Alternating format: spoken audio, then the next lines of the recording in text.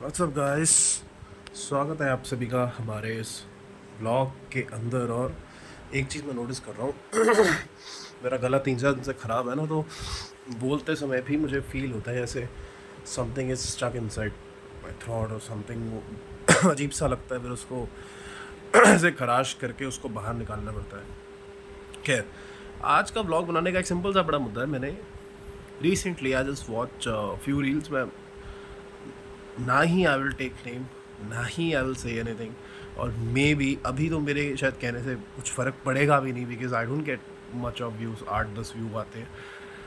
But may be in future भगवान जब भला करे, अगर मेरी आवाज़ किस तक पहुँचे, मैं एक चीज़ बड़े प्यार से मैं बोलना चाहता हूँ कि भैया आई सॉ वन रील। यहाँ पे मैं जिसकी बात कर रहा हूँ मैं उसका नाम नहीं लूँगा। हाँ, उससे मैं आपको जो सीख देना चाहता हूँ वो आप अपने माइंड में ज़रूर लाएं, उस बारे में सोचें। देखो, एक ना अपने माइंड में ना एक चीज़ बिठा लो हमेशा, चाहे मैं हूँ, चाहे वो किसी मुल्क के प्रधानमंत्री, चाहे कोई भी है, आपके टीचर ही क्यों ना हो, उन्होंने कोई अगर बात बोली है, भगवान को छोड़ के, भगवान की बात नहीं कर रहा मैं, कोई भी इंसान जो है दुनिया के अंदर, अगर उन्होंने कोई बात बोली है तो भैया उसको माइंड में डालो, माइंड में ध्यान में रखो, लेकिन हमेशा सेम बात को अमल मत कर दिया करो। इसका ये मतलब है, किसी का भी कहा कुछ पत्थर की लकीर नहीं होता। ऑलवेज अप्लाई योर माइंड कि ऐसा है क्यों है।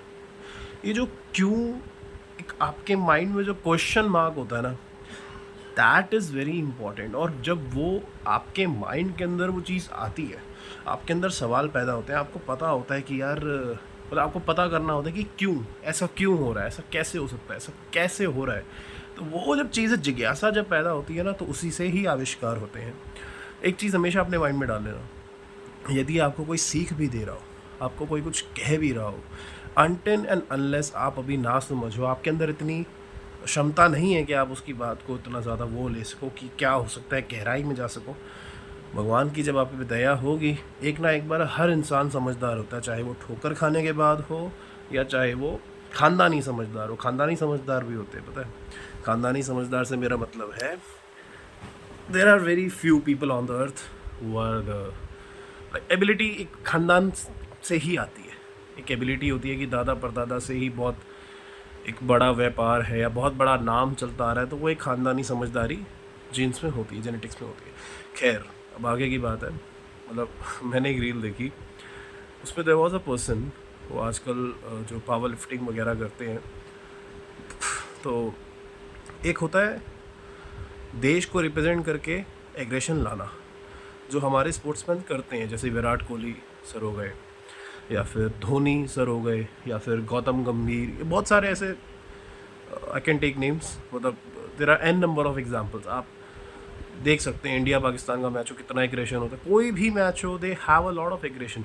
बट वो एग्रेशन होता है not for the audience but for the country. आप जिस कंट्री को रिप्रेजेंट कर रहे हो, सपोज कीजिए कोई पाकिस्तान का कोई प्लेयर है एंड ही सेड समथिंग, और यहाँ से विराट भाई गर्म हो चुके हैं और वो कुछ कह रहे हैं, तो people are supporting him because वो देश को रिप्रेजेंट कर रहे हैं। वहाँ पे he is wearing the jersey by the name of India. अब यहाँ पे बात ये आती है, there is a one athlete, और भैया मैं ऑनेस्टली, मैं ब्लॉग्स में आई ऑलवेज ट्राई, ऑलवेज क्या, 99.9% माई ब्लॉग्स आर लाइक हमेशा साफ होते हैं, क्लीन होते हैं एकदम। I don't abuse, I don't use a very lame language, पर बहुत घटिया लैंग्वेज कभी यूज़ नहीं करता। I always say to you कि भैया अपनी ज़बान साफ़ होनी चाहिए, because the point you open your mouth you represent your background. आप जिस खानदान से आते हो वो रिप्रेजेंट करते हो आप। लेकिन एक है शख्स, एथलीट हैं वो क्या कर रहे हैं, मैंने रील देखी, लोग उनके ऊपर सवाल उठाते हैं कि आप कन्वेंशनल डेडलिफ्ट भी कई तरह की होती है, एक सुमो होती है, एक स्टिफ होती है फॉर हैमस्ट्रिंग होती है, कन्वेंशनल होती है, यानी कि वो असली डेडलिफ्ट होती है एक्चुअली। वो सुमो इस काइंड ऑफ चीटिंग, वो भी हैमस्ट्रिंग से ही होता है। जो कन्वेंशनल होती है उसमें आपकी असली स्ट्रेंथ यूज़ होती है। अब यहाँ पे बात क्या आती है, मैंने उनकी जो रील देखी ना, ही वॉज डूइंग, मतलब उनके जो फेस पे बोलने का तरीका, वो जो एक्सप्रेशन थे, वो ऐसे थे कि जो ऑडियंस देख रही है वो उनके खिलाफ है. He is like something on the very top, and जो लोग उसको देख रहे हैं they are very mad, they are like वो तो पागल हैं, वो उसको उकसाने में ही बैठे हैं कि तू कुछ कर ही नहीं सकता, तू ये है, तू वो है. उसके वर्ड्स में आपको बताता हूँ. वो जो बंदा था, मैं उसको पहले फॉलो करता था थोड़ा, उसकी हरकतें बट सही नहीं है. और यूथ इसी चीज़ को देख के बहुत ज़्यादा वो होता है कि एग्रेशन लाना बहुत ज़रूरी है. Now I could just tell you कि what is the difference between actually aggression and sensibility. फ़र्क होता है इसमें भी. अब यहाँ पे वो बंदा क्या है, कन्वेंशन कन्वेंशन कन्वेंशन करते करते उससे रील बना रहा है. वो he is making a reel, convention convention convention. There was something load 260 kg on the rod. He pulled up and down. चलो ठीक है. अब वो मार के उसके जो एक्सप्रेशन थे भैया, मैं कैसे एक्सप्लेन करूं, मतलब मे बी मैं एक्सप्लेन ना कर पाऊं या जो भी है, मतलब वो भारत देश को रिप्रेजेंट करने लायक नहीं है वो इंसान एक्चुअली में. और ऐसे लोगों से अक्सर आपको बचना चाहिए. क्यों? क्योंकि वहाँ पे उनका पर्सनल ईगो बहुत बड़ा खड़ा हुआ है. और वही सबसे बड़ा फैक्टर है that why they people are not able to lift on the field.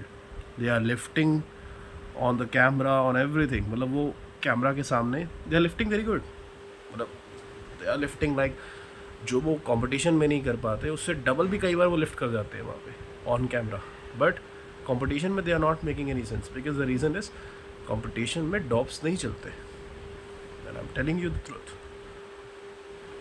खैर, एक ही चीज़ इस माध्यम से मैं आपको बताना चाहता हूँ. Choose your idol wisely. मैंने उसके कमेंट सेक्शन पढ़े. लोग लिख रहे हैं तगड़ा, लोग लिख रहे हैं वो हर्ट के, वो सब कुछ. कुछ लोग हैं, there are some people who actually don't know the difference between an education. भैया आप किसी को देख रहे हो, you are representing the country, and reels में आके आप बचकानी हरकतें क्या कर रहे हो. Just like you versus the audience who ever watching to you. मतलब भैया हद है यार. मैं देख के मेरे को इतना गुस्सा है. मैं कहा यार, मतलब इसको फिर भी लोग सपोर्ट कर रहे हैं. ही इज़ रिप्रेजेंटिंग इंडिया, मतलब वो लायक ही नहीं इंडिया को रिप्रेजेंट करते हो. जब क्योंकि जब आप एक कंट्री को रिप्रेजेंट कर रहे हो या वटेवर, आप चाहे स्टेट को भी रिप्रेजेंट कर रहे हो, किसी चीज़ को रिप्रेजेंट कर रहे हो, आपका पर्सनल ईगो हमेशा पीछे होना चाहिए. नो, जब तक बात आपकी सेल्फ रिस्पेक्ट करना आ जाए. तो आई होप कुछ लोग समझ भी गए होंगे.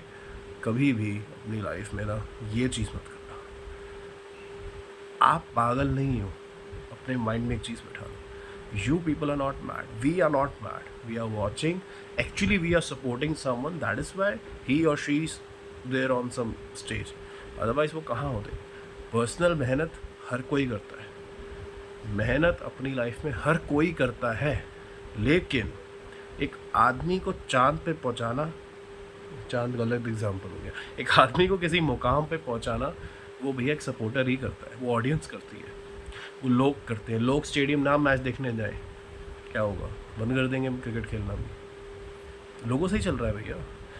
इस चीज़ को समझना बहुत ज़रूरी है कि जो इंसान अपनी पर्सनल ईगो को नहीं हरा सकता, जो अपनी पर्सनल ईगो को साइड नहीं कर सकता, जो ऐसा प्रिटेंड करता है दैट देखो मुझे, मैंने मारा है ये वेट. तुम मेरे को बोल रहे थे ना अंडर एस्टिमेट कर दे, मैंने ये वेट लगा के दिखाया. वो बड़ी चुल मचती है भैया ऐसे लोगों से. एंड मैं कभी ऐसे रिव्यूज़ अपने ब्लॉग में नहीं देता था, but it's appeal to my audience, जो भी मुझे देखते हैं या जो भी मुझे बड़ा भाई एक समझते हैं भैया. Always choose your idol wisely. हमेशा बी काम. अपने माइंड में एक सोच ज़रूर रखो दैट वाई, जो भी कुछ हुआ है क्यों हुआ है, कैसे हुआ है. दिमाग में सवाल पैदा करना बहुत ज़रूरी है.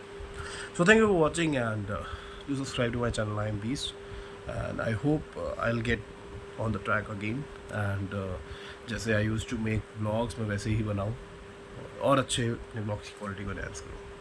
So thank you for watching. Bye bye.